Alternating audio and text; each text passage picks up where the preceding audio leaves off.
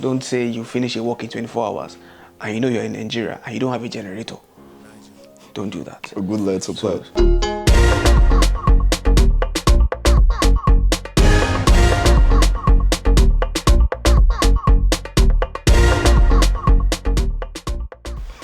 What's up, people? So today I'm going to be interviewing Sir Kiwie. So Sir Kiwie is one of the people who actually inspired me to, get into design back in 2016. I saw a design he did for Student Union, every Kwanzaa. 2016. I was blown away. I was like, how did this guy do this thing? And the rest is history. So let's get it. Here we go. Okay. All right. So first question. So how do you get started as a creative? Okay. I started 2014, but I've been inspired by someone. I recall there was a time I wanted to do a particular program, an outreach program to folks in my A-level center then at Bodija. And the guy just popped up his laptop and then just used PowerPoint to do something. I'm like, oh wow, that's all. And then we printed it out and we're home and dry. Then I felt, okay, let me explore this part a bit. I started working with PowerPoint designs, really PowerPoint, to design flyers. I did that. Then just a couple of months after, I helped out my teacher. I was working on a book. I helped him out to do some text work, basically on CorelDRAW X13. You use CorelDRAW? Yeah, X13, I think 13, CorelDRAW 13. I've never used it before. Yeah. So I worked on it, and it was an experience, and I helped him out with a lot of stuff. So I was not even in university then. I was just about to get into the university.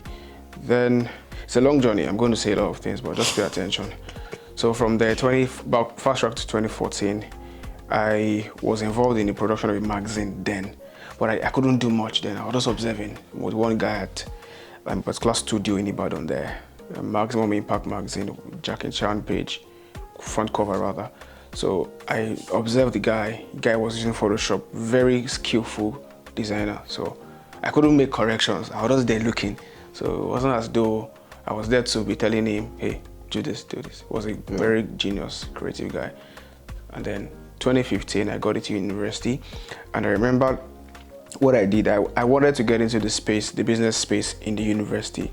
That's one thing about me. When I get into a place, I want to see Make impact. What can I do here? You get the point. Not, hey, let me just go hide myself. What can I do here? So from the medical time, the time we're doing medicals in school, that first week, they give us timetable, flyer, join our fellowship. So every flyer I got, I picked it, I looked at it, I analyzed it, the text here, the text here, the text there. And then from that moment, I began to have a very good mental appreciation of what was acceptable. What good design is. Yeah, exactly.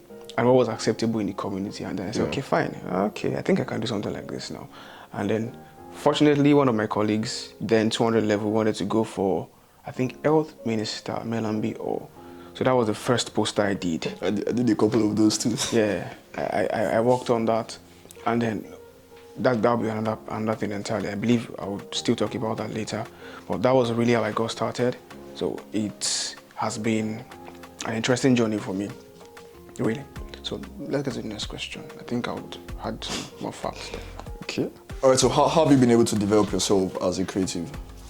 Well, how I've been able to develop myself? Well, bulk of my learning has been self-directed learning. A couple of YouTube tutorials there, learning from people. Hey, how do you do this? Show me an effect. Okay, I try it out, it works. And then I practice. Now, I recall 2016, that there's a project that I worked on for Student Union then, 2016, I think around August 2016, I worked on that project, but I also had my first MB 2016. That was around May, July, free modes protest. Okay. So when that protest happened, I was wait for my results to come out, but then it was taking long. And I said I needed to upgrade my skills. So I went for a 3-week training at a particular academy. And when I did that, I learned how to use Photoshop, Illustrator, I think a bit of InDesign. And then from there, I was able to develop myself in that direction. Right. So I got better at the tools, refined the tools, learned more, edited pictures and all that. Lest I forget, before that 2016 scenario, there was also a particular, should I call it the boot camp I went for, 2015, by a couple of very good guys too in UI then, Zimosai and co. So we had a team 8, I think A, B, C, and D. So we're in groups. So they gave us tasks to do, and I was able to get them done. I think my team won that particular boot camp, and it was an interesting journey for me. So 2015, 2016, especially 2016, was a good spot. An interesting journey. I think that was the year I won the Creative Student of the Year in University of Ibadan, Ivory Honors and Student Union as well. So, in other words, don't waste a good strike. Yeah, don't. I had one of those in 2017, where I interned at Bite Size for a month, and it was very enlightening. Also, so yeah, you know, especially when you're a student, you want to get your academics done. You want to do well in your academics, but at the same time, you should also pay attention to what you really love to do. Yeah. From my childhood, I've loved computers. I always played Mortal Kombat on Windows, Vista, or XP. One of the two. I can't remember the exact operating system. But I never knew that it would take me into the graphic design business eventually. But I paid attention. I didn't let that part of myself just die or go into extinction. So I paid attention and I began to develop that. So it will be a very good thing to pay attention to if you think you are that kind of person. So. All right. So like I said before, you have a reputation in Ibadan. So how have you been able to convert that reputation over time into revenue? I mean, that is an money must be interesting made. question. That's an interesting question, really. Now, one thing I ensured I did was every person that comes to me, I give them the best. So before work for good work is good work. Exactly. So before I send you the design to review, I've checked it like first time, second time, third time. So hardly ever would you send, oh, I don't like this design. Yeah. Hardly ever would you do that. So by the time I did that, of course, I did a couple of free works. Let's be very honest. Of course. I did a couple of free works, pro bono. But those pro bonos were like me building myself, building my portfolio.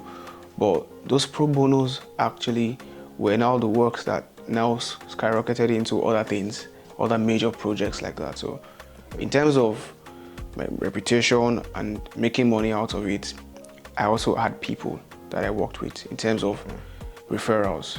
I had largely 80% of my revenue coming from referrals. Yeah, same here. I can tell you that if you go to my Instagram page, you'll be seeing 2017 work. Not good enough, please. I'm working on that. But definitely some underground stuff going on that I'm excited to share in a couple of months. We are anticipating that. No problem. What advice would you give to creatives in terms of the business of design? How you handle, what you do as a business? No, that question can take about 6 months to learn. I must be very sincere, but if I would want to capture a few things that I've learned over the years, we're working with people, clients. Number one is learn to say no. Yeah. You know, not every job comes to you and then come. No. You must learn to say no when you need to say no.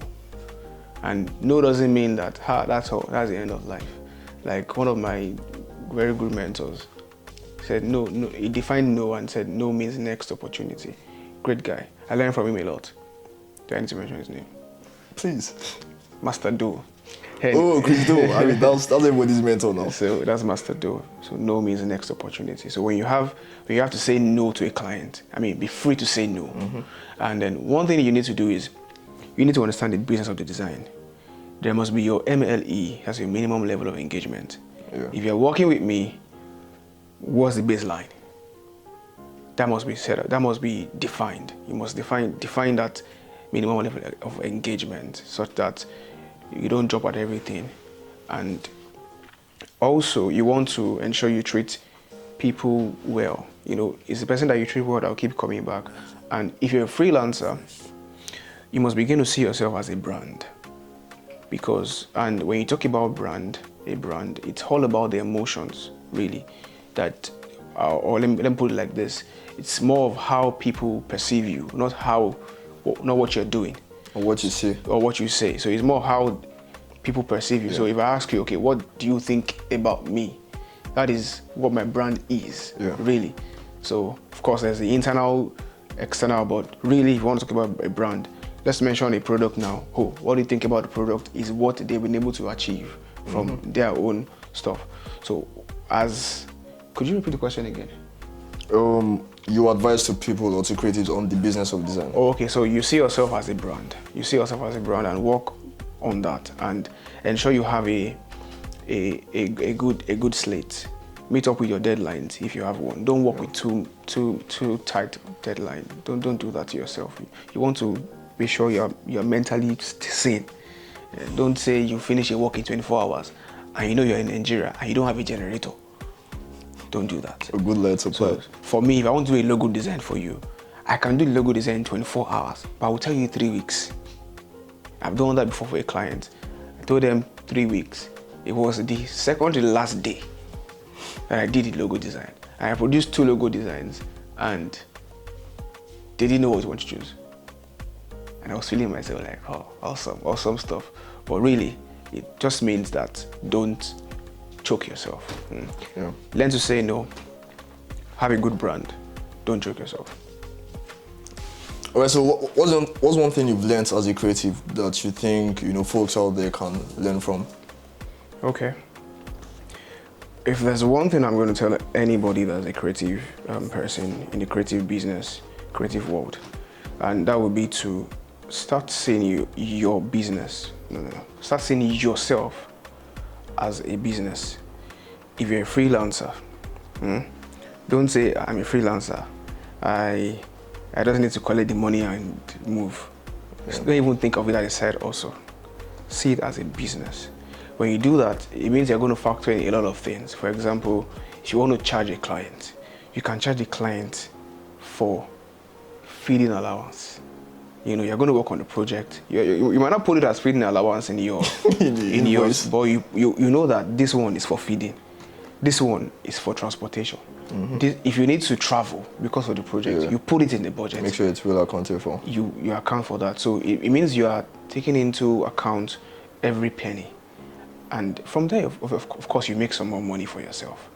And if you're working with clients outside the country, I think the basic thing to do is to charge them in dollars. Or whatever currency they're working. Don't charge them in naira because it might look too much in their eyes. You get the point. You may end up shortchanging yourself. You shortchange yourself. Thank you. And I think that's about it. See yourself as a business and start early. Know what you want and get to it very fast. All right. Thank you very much, Kiwie, for gracing us on live. It's my pleasure. Thanks for the interview as well. I hope I've been able to say a few things to encourage anyone watching and seeing this. I didn't say many things, but just the few that I've said. It should encourage 1 or 2 people out there. All right, don't forget to like, share, and subscribe to School of Creatives on YouTube. See you next time. Bye.